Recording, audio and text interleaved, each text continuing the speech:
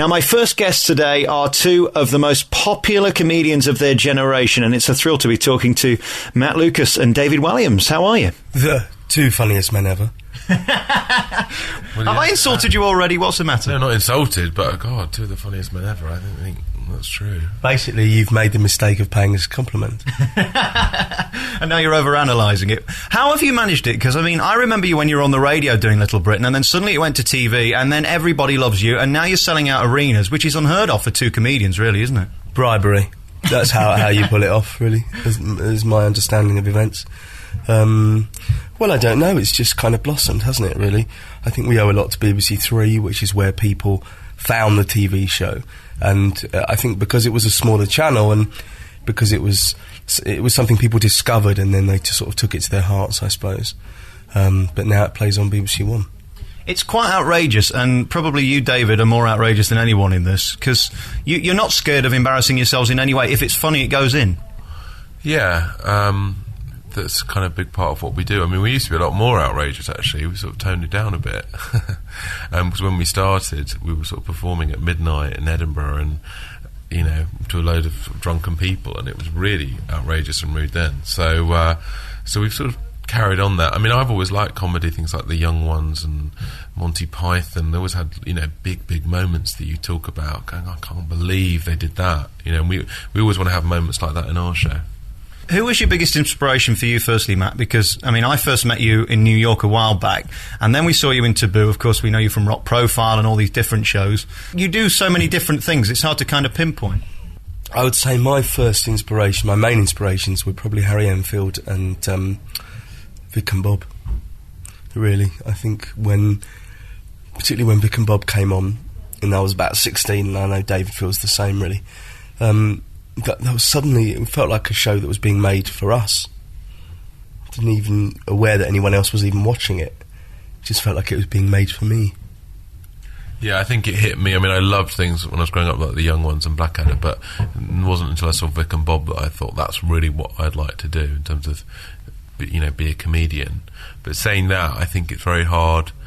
They're such their own thing, even though it really excited me. I think it's really hard to emulate what they do, and so I think in terms of actually influencing on what I like, what I think that we do, I think it's more people like Harry Enfield and The Far Show and Steve Coogan, who sort of, you know, doing sort of great character comedy. When you were doing the radio show, did you think that it would end up turning into something this big, that you'd be able to get a live show from a TV show? Did you think that this had legs to be this big? We always had this dream that the show would be a radio show, then a TV show, then go live, and, you know, that was always our master plan, but I don't think we ever dreamed it would be on the level it has been. I mean, I think we would have been delighted if we'd have had 2 series on BBC Two, really. I think that would have been, you know, a fine achievement. Yeah, it's sort of, you know, other people went before us, and I'd have been, you know, that was always the sort of the sense, just at 6.5 hours on BBC Two, that would be great, but, you know, it's not us that made it hit, it's the public, you know, and they sort of took it on board, and they started to feel sort of like they own the characters, and people have fancy dress parties and they dress up and all that, as, you know, Vicky Pollard or whatever, and it's great. It just took on its own energy, and it totally sort of took us by surprise. I always think it's interesting when you have a big hit, because you can have one big hit, but coming back with one that's better and as funny is always the difficult bit. How much pressure's on you now? Because you've done this tour, you're probably going to do another one, you've just got the new book out, you've got the 3rd DVD. I mean, people must now expect you to be hysterical every time. Is that kind of driving you insane? No, because I think we are always hysterical. Well, hysterically funny, not hysterical. Well, no, I don't feel it. I feel you just got to keep on doing what you do and trying to write something interesting, make each other laugh, and see if other people like it. I mean, you know, we may never have a show as big as Little Britain, but that doesn't mean that we won't maybe make something good or interesting or that people will like, you know. I don't think you can kind of think, right, what would be really popular? Because I don't think we ever thought that with Little Britain. It wasn't like, right, how can we become really, really successful? It was just like, what makes us laugh? And I think you've just got to follow that. You know, sort of that line, really, than chasing sort of success. Are you planning a Carolina Hearn where you're going to stop while you're ahead, or are you just going to keep going and milking it for as much money as you can?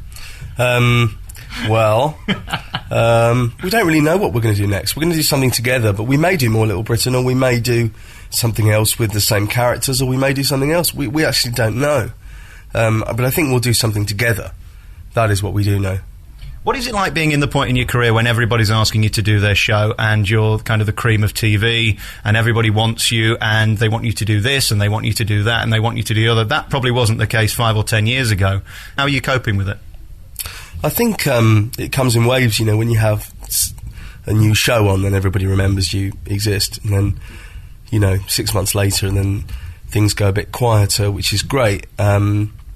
To be honest with you, we just try and live the same life we've always lived, which is kind of writing in David's kitchen for most of the year, and and just doing what makes us laugh. And I think anything else that happens is a bonus. The fact that we can make a living doing what we do is a great privilege.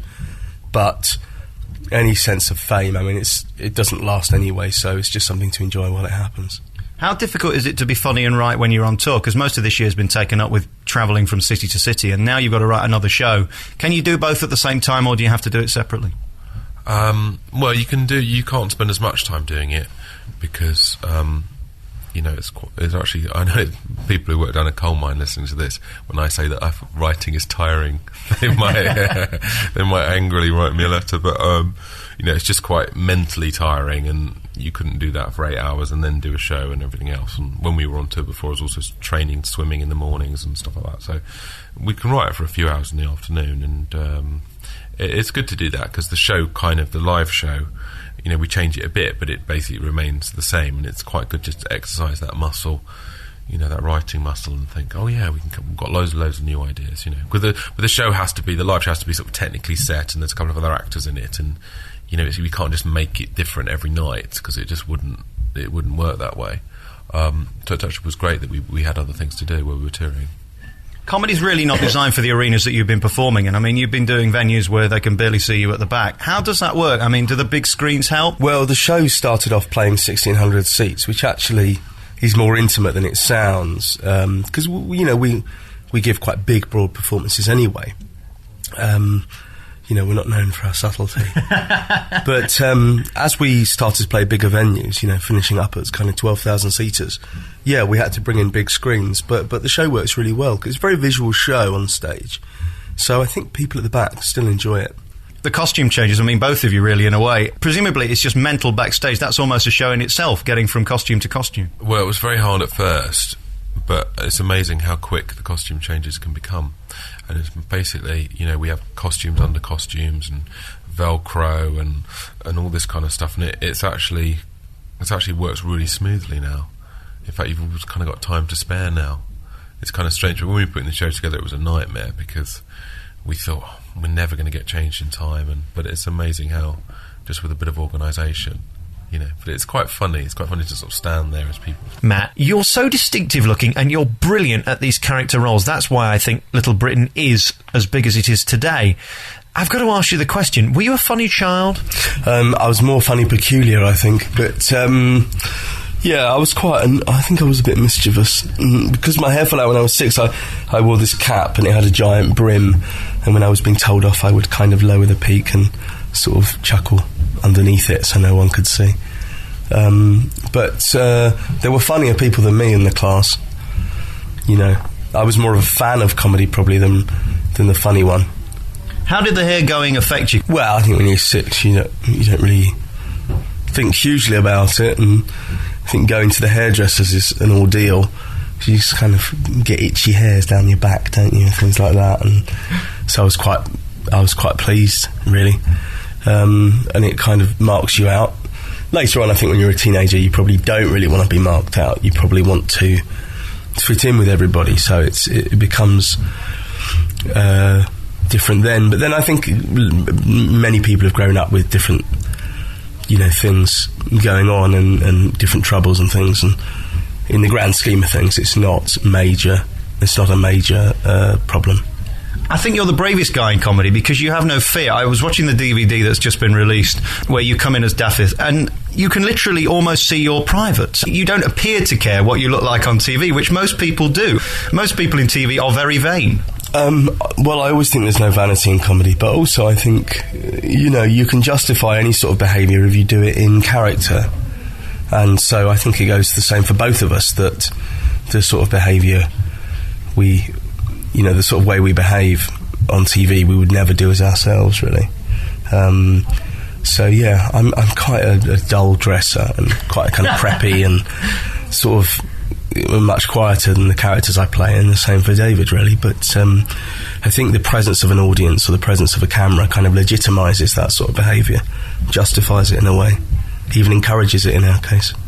How do you know you're funny and not just annoying and odd? Because you watch X Factor and people think they can sing when they clearly can't. How did you know that you were funny and that this was the path and you weren't wasting your time? Well, both of us started out doing live performance, and we did that for a long time. So, you're fortunate in that when you perform comedy in front of an audience, you find out very quickly what people like and what people don't like. And that's how you do it, really. But now you do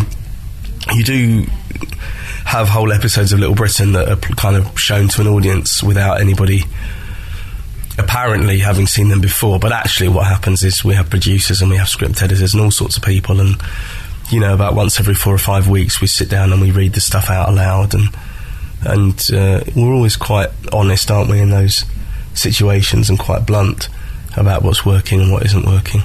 Is comedy the most important thing in your life, or do you prefer other things? Is this just something you do, or is your entire life based around watching other comedians and going to see performers and going to see shows? No, I have a great love for comedy, and I feel very honoured to be part of British comedy right now, because I think with people like Peter Kay and Ricky Gervais and Steve Coogan and Catherine Tate, and the list is endless, isn't it? Even if you go back a few years, Caroline Aherne and Harry Enfield and the League of Gentlemen and what have you. That I'm part of something, a small part of something really great, but it's just one of the important things in my life. But it's, like anybody, we've got other things that we love, music and football and certain people, Are people putting pressure on you to take stuff out and leave stuff in? How much editorial control do you have? We pretty much are left alone. You have to exercise a little bit of self-censorship, don't you? You have to be realistic and go, well, you can write a gag like that, but you know yourselves, don't you, usually, whether it can be used or not. But on the whole, the BBC have been very good to us and let us kind of make our own mistakes, really. One of the things that both of you have done have kind of allowed us to laugh at things again. There was a period during the 80s when you really were PC and you couldn't laugh at certain things. The things you do in your show you couldn't do 5 years ago, could you, on TV?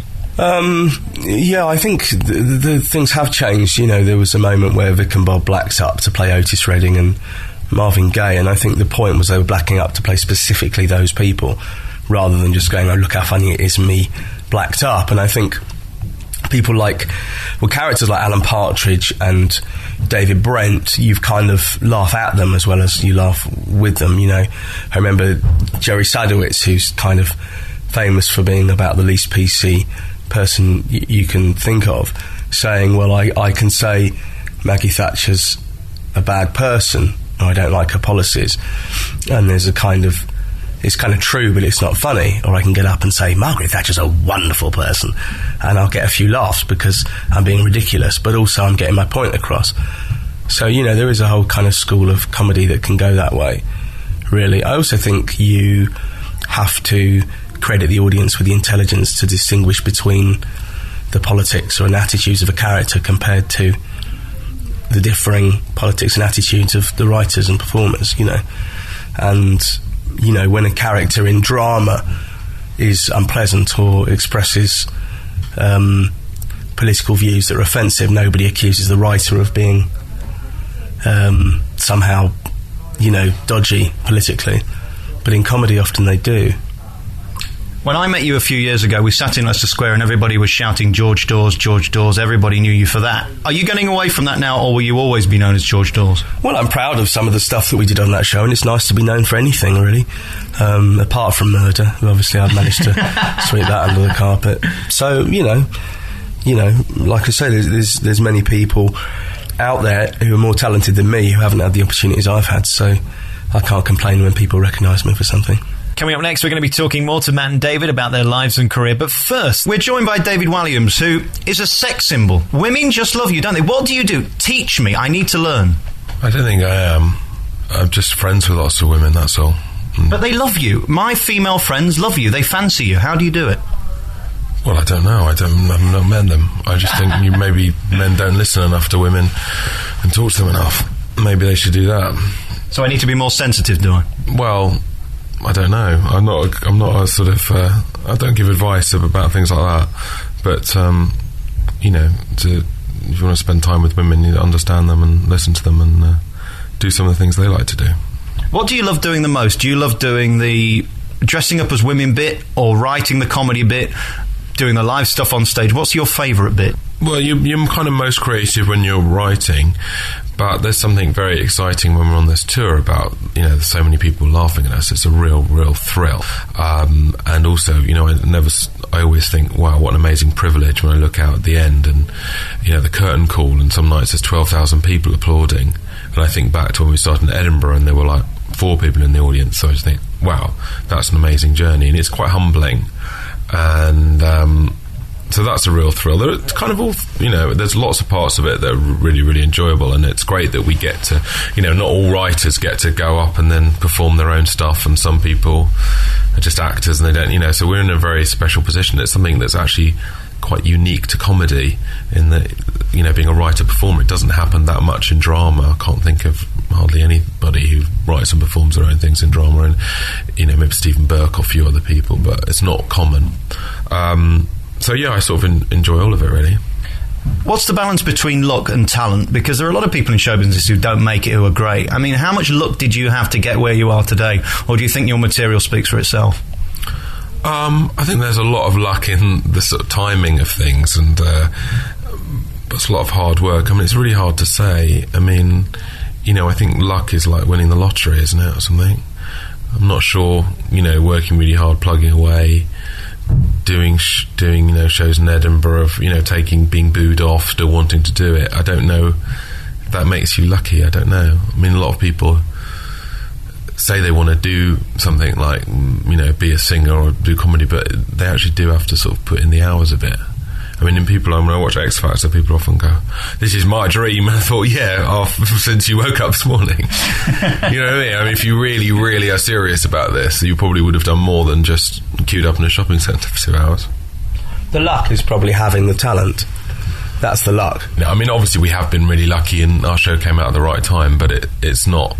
We weren't sitting at home and one day we got a phone call, would you like to do a show on TV? It doesn't work like that. You were the biggest guy for Sports Relief this year. They all loved you because it was such a huge feat to take on, especially being a comedian. I mean, there aren't many comedians who are fit enough to do it in the first place. Why did you want to do it? I mean, I wanted to do something for the charity. Me and Matt did a DVD last year for Comic Relief, and so they took us out to Ethiopia and we saw a lot of the suffering there, and I thought it would be great to do something next year for Sport Relief. I'm not sporty. The only thing I vaguely enjoy doing is swimming. I swim a mile in a pool, a few times a week. And so I thought, well, that's about the only thing I can think of. I didn't know how hard it was when I took it on. And I didn't know how big a story it was going to be. But I think people responded to that it just looked hard. It's just a one guy in his swimming trunks and a hat and a pair of goggles and a big cold stretch of water. So it couldn't have worked out any better, really. In one way it couldn't have worked out any better, but in another way you were doing a live show in the evening and having to get up early in the morning to go and train. Most people who are on tour don't want to do anything during the day, let alone try and swim. I just had to be sort of disciplined about it and not have too many late nights, not go out drinking. I mean, I quite actually liked having the goal. Actually, I found it quite good. It sort of focused me and it gave me something else to think about when I was on tour. But it was scary, and it was I was tired a lot of the time because of it. I think more tired than I would normally be. But I wouldn't change it for anything. I'm really proud of the achievement, and proud mainly to have raised the money. And it's speaks of the great generosity of the British public that it raised £1 million, and that you couldn't imagine that in every country. That happening, and. It's a great credit to Comic Relief, which is basically the same charity, Sport Relief, being so well organised and kind of getting me the best trainer and booking out all the pools and all of that. I mean, a lot of people, when they say, I saw you do that show, do you do any training? Okay, yes, done it months. But I really enjoyed it. I almost now miss having that goal. Just the fact that you're dodging things in the water. I mean, how unpleasant was that on a scale of 1 to 10? It's on a scale of 1 to 10, Dave. Oh, okay. It's just, I don't know, it's a 7. I think you just have to confront your fears, and that's the hardest thing. It's a lot of people don't even like swimming in the sea, do they? A lot of people you meet, they go on holiday somewhere lovely and they still don't swim in the sea. Don't know many people swim in the middle. You just don't do it, do you? Go out miles from the shore and swim. But I just had to think it was more me getting stung by a jellyfish or swimming through some sewage. It's not really important. What's important is the people that we met in Ethiopia and when we left, and the sense of promise that we had that we were going to keep on trying to do something. That was what I was focusing on, and that got me through it. It's actually the cold that is the worst thing, because the cold is so miserable. Just being freezing and shaking and shivering and not being able to close your fingers together because you're so cold, And that's what I'd never thought through how cold it was going to be. You raised a huge amount of money. Do you plan to go back to see what good that money's done? Yeah, I think hopefully me and Matt might get a chance to go on a trip next year, because it's a great one. I mean, I don't think I'd have done what I did unless I'd seen what I saw, because I don't think you would go make that kind of effort, because you just think, it's for some people in Africa. But when you've actually met them and you've sit in a tin hut with someone who's dying of AIDS, you kind of feel a bit more responsible, But yeah, I'd love to go back and I'd like to carry on for as long as we're popular. I mean, it's a great thing. We're popular at the moment. So when we brought out a DVD, that raised £2 million. The one with Elton and George Michael and Robbie Williams in, and the swim was great. And, it worked well because people knew who I was, and so they gave the money. But, and I think for as long as we're popular, it would be great to carry on that association with Comic Relief. Congratulations, really, because, you've come so far in such a little time and you're a household name. How does that work in living your life? Can you go anywhere now and have privacy? Well, being a household name, in the supermarket, I can get mistaken for a bottle of Jif. So I have to be careful. You still have to live your life doing the same normal things. And if you get too far away from that, I think it's harder to create stuff that people identify with. So actually you've just got to strike a balance, but you still go out with your friends from school and college and see your family and do all the things you've always done. I think it'd be different if we were like pop stars or something, because I think if people see some Robbie Williams in the street, they'll probably scream, but with us they'll just go, that's that bloke from that thing. So I also think it's slightly different in London, strangely. I think that when we toured around the country, people were a little more excited to see us than we live in London. And it's also my local area, everyone who's seen me now and they're bored of me, so they don't bother saying anything. So it's fine, and most of the time it's nice. People appreciate it. They know you. In all likelihood, they like what you do and they appreciate what you do. And so someone coming up to you saying they like the show or wanting an autograph or a picture is no hardship. And I think back to when I was young and I used to get people's autographs when I saw famous people and the pleasure it gave me, and I always try and think of that and think, this is part of it all, and I'd probably miss it if it was gone. I think if you're a certain person, say if you're, Andrew Marr, people will come up and talk about news and politics. If you're Jeremy Clarkson, you'll get blokes coming, tell me about the new car. I think that would be worse. Or we met John McCurrick and people come up to him and ask him for a tip for a bet. Yeah. Which I think, the worst we get is just people shouting catchphrases at us. That's it. But everybody is very nice. Dale Winton always gets people asking what the lottery numbers are going to be. But what's nice for us is that the show has a large audience of kids. So it's actually kids that respond to us on the street, which is great because they're not sycophantic in any way. They speak their minds. Yeah. So actually they're kind of, in a great way, in a positive way, nice and blunt. We've known each other for 16 years, and there's friends of David I've known for 16 years because he has the same friends then that he has now, and so, that's an indicator to me, really. You know what I mean? That I feel we're fairly grounded. We're just serious about what we do. So, I'd hate to think that we were doing a live show and it was suffering because I'd been out the night before getting drunk. I couldn't forgive myself if those people didn't get a good show because I was hungover or drunk or something, or high or something. It'd be awful. So, just very sort of focused on that. And there's no bigger high than performing on stage in front of thousands of people and they're all laughing and applauding. I mean, that outstrips anything. And I feel very privileged to experience that. Congratulations, and thanks so much for talking to me. I appreciate it. It's been lovely. The Alex Belfield In Conversation podcast with daisymedia.co.uk.